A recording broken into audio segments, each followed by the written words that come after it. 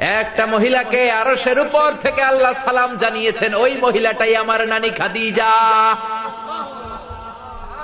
বিশ্বনবী খাদিজার এত ভালোবাসতেন, বিশ্বনবী বলতেন, আল্লাহ কিয়ামতের দিন যখন কেউ কাউরে চিনবে না, ওই কঠিন দিনে আমি যেন আমার প্রাণের খাদিজারে ভুলে না যাই। খাদিজা ইন্তেকালের পরে বিশ্বনবী নিজ হাতে দাফন কাফন করলেন, কবরের সামনে দাঁড়িয়ে দোয়া করলেন। দোয়ার পরে সব সাহাবীরা ঘরে ফিরে যায়। আবু বকর বললেন, নবী চলেন ঘরে ফিরে যাই, দাফন শেষ, কাফন শেষ, দোয়াও শেষ। বিশ্বনবী বললেন, না আবু বকর, আমি যাব না, তুমি যাও, আমি কবরের সামনে দাঁড়িয়ে থাকবো। যেই মহিলাটাকে এই কবরের মধ্যে আমি শোয়ালাম রে আবু বকর, এই মহিলাটা সাধারণ কোন মহিলা নয়, আমার বিপদের দিনের সঙ্গিনী খাদিজা।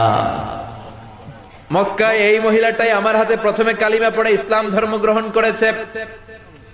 মক্কায় কেউ যখন আমারে সাহায্য করে নাই, তখন আমার খাদিজা আমারে ভুলে নাই। কেউ যখন আমার শেল্টার দেয় নাই, সাহায্য করে নাই, খাদিজা আমারে সাহায্য করেছে। মক্কার লোকেরা 3 বছর শিয়াবে আবি তালেবে আমার জেলের মধ্যে রেখেছিল। আমার কলিজার টুকরা বিবি খাদিজা ওই জেলখানার ভিতরে আমার সাথে ছিল। আবু বকর, তোমার মনে চাই তুমি ঘরে ফিরে যাও, আমি এখানে দাঁড়িয়ে থাকবো।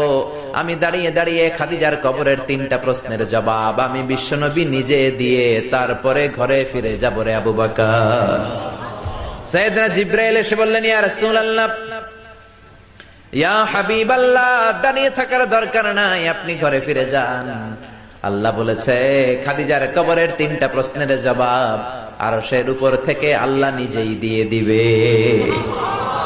ও নানা, কই আপনার নানি বাররা, কই আমার নানি খাদিজা? বিশ্বনবী কোনো কথা বলেন না। হুসাইন আবার প্রশ্ন করলেন, নানা বলেন তো আপনার নানার নাম কি? বিশ্বনবী বললেন, আমার নানার নাম হলো ওয়াহাব ইবনে আব্দে মানাফ। হুসাইন বলে, নানা আপনার নানা ওয়াহাব রে কে চিনে? কেউ চিনে না আপনার নানারে। আর আমার নানারে চিনে না এমন কোন মানুষ পৃথিবীতে নাই, ঠিক না?